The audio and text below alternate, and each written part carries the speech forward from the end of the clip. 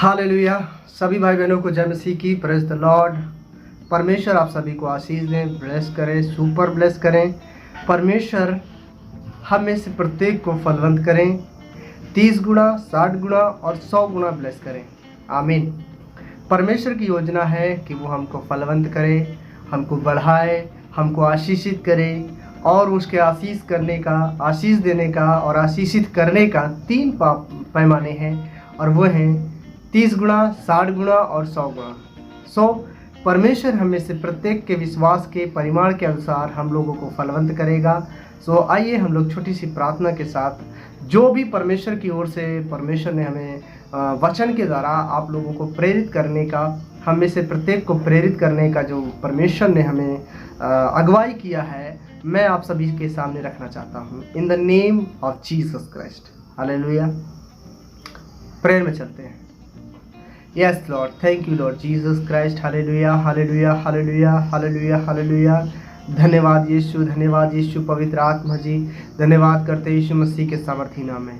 पिता परमेश्वर, आपसे वचन के लिए प्रार्थना करते हैं कि जब आपके वचन के द्वारा जो भी हमने आपकी ओर से पाया है, जो भी हमने प्रकाशन पाया है, इस प्रकाशन को जब हम शेयर करते हैं, इस प्रकाशन से भरी हुई बातों को जब हम शेयर करते हैं, तो हम में से प्रत्येक व्यक्ति जो सुनने वाला है और उसको विश्वास करने वाला है, इसको ग्रहण करने वाला है, 30 गुना, 60 गुना और 100 गुना फल लेकर आए। प्रभु यीशु मसीह के नाम से पिता, आपने हमें इसीलिए चुना भी है। आपका वचन कहता है, यूहन्ना 15 अध्याय उसका 16 पद में आपने कहा भी है कि तुमने मुझे नहीं चुना है, मैंने तुम्हें चुना है, इसलिए तुम जाकर फल लाओ और तुम्हारा फल बना रहे, कि पिता से जो कुछ तुम मांगो वो तुम्हें दे। आमीन। हालेलुया। प्रभु यीशु मसीह के नाम में इस फल लाने के प्रोसेस में जो भी चीज़ें परमेश्वर हमारे जीवन में आप चाहते हैं, जो भी आप चाहते हैं कि हमारे लाइफ में हो, वो आप आने दें परमेश्वर। और हमारी प्रार्थना ये है, यीशु मसीह के नाम में सुनने वाले और उन पर मनन करने वाले और विश्वास करने वाले सभी लोगों की लाइफ में ये प्रोसेस लागू होने पाए। In the name of Jesus Christ. आमीन। हालेलुया।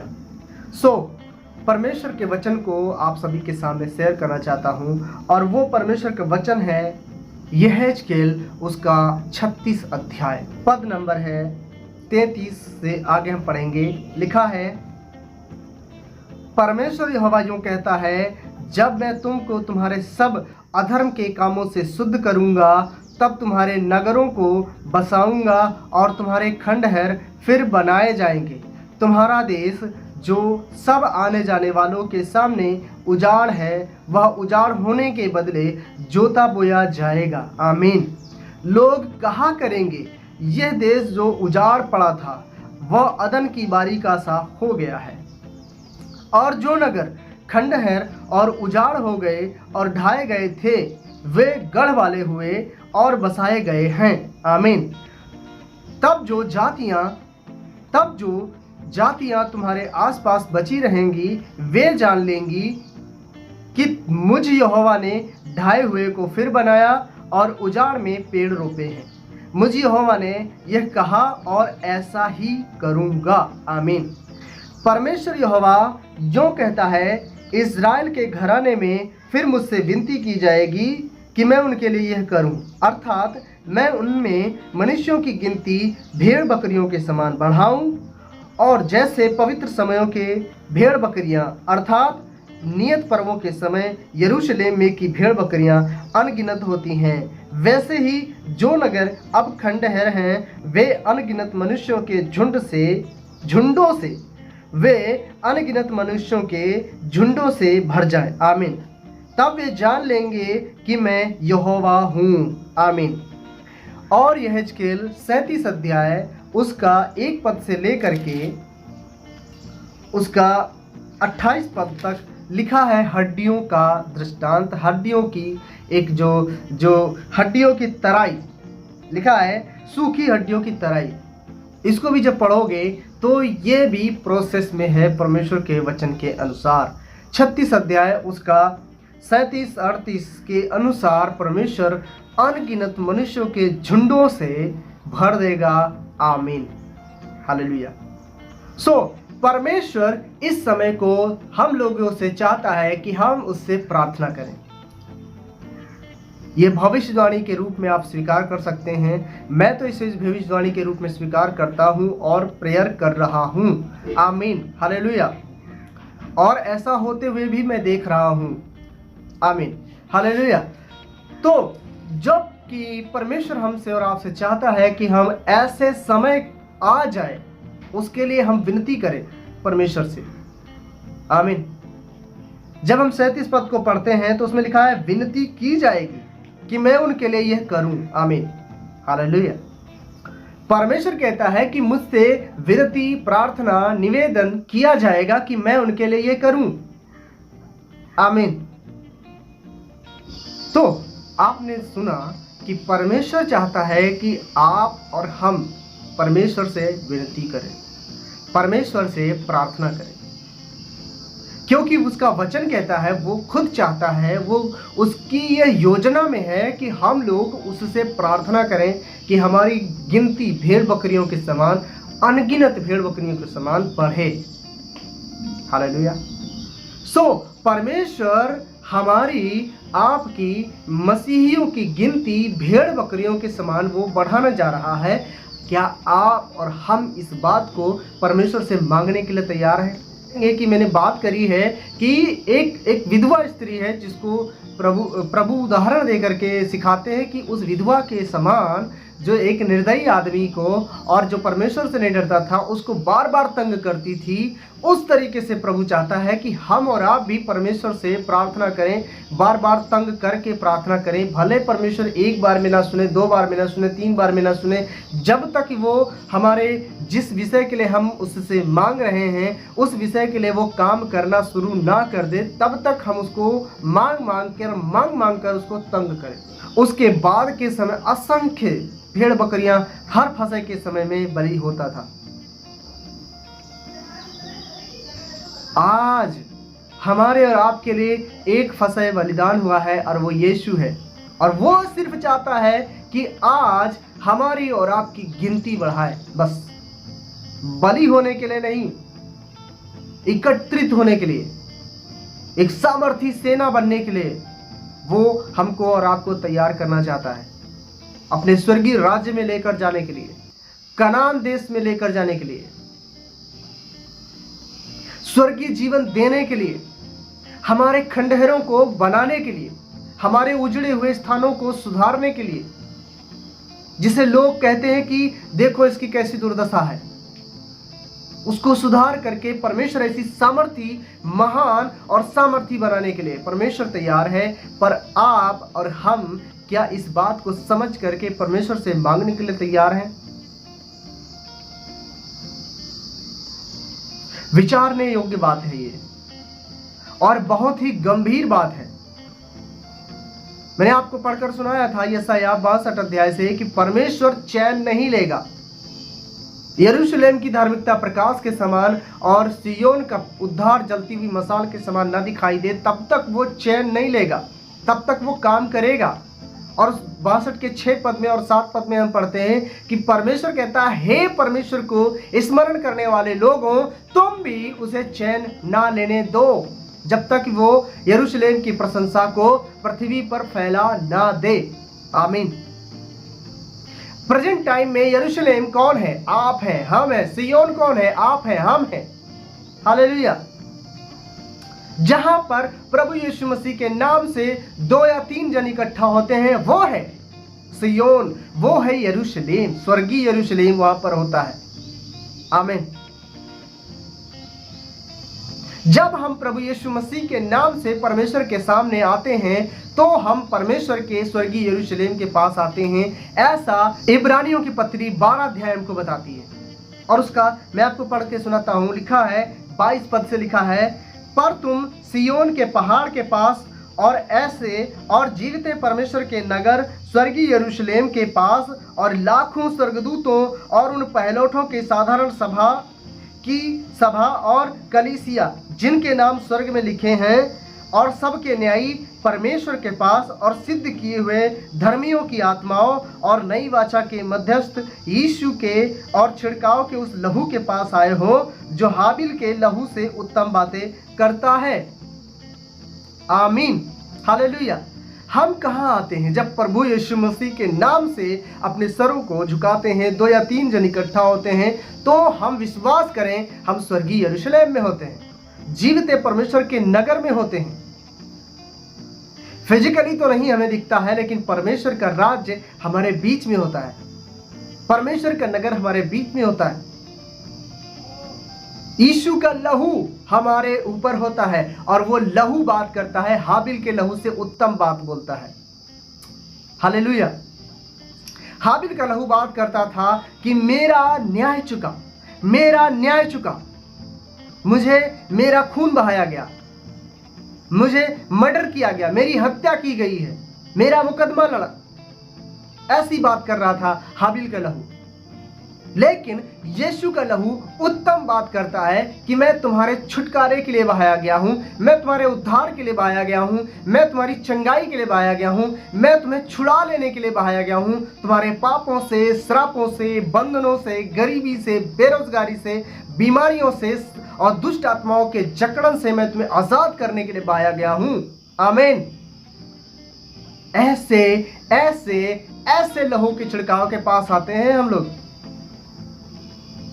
तो क्या आज हम इस बात के लिए प्रार्थना नहीं कर सकते हैं कि परमेश्वर हमारी गिनती भेड़ बकरियों के समान बढ़ा? हम सुनते हैं, अधिकतर लोगों के द्वारा सुनते हैं कि हमें भीड़ की आवश्यकता नहीं, भीड़ को वो इग्नोर करते हैं, भीड़ को इग्नोर करके प्रभु का काम करना चाहते हैं। कैसे हो सकता है? प्रभु तो भीड़ में काम करना चाहता है, प्रभु तो भीड़ में काम करता था हमेशा। जब आप पवित्र शास्त्र को पढ़ोगे आंखें खुल जाएंगी, दिमाग खुल जाएगा, बुद्धि खुल जाएगी।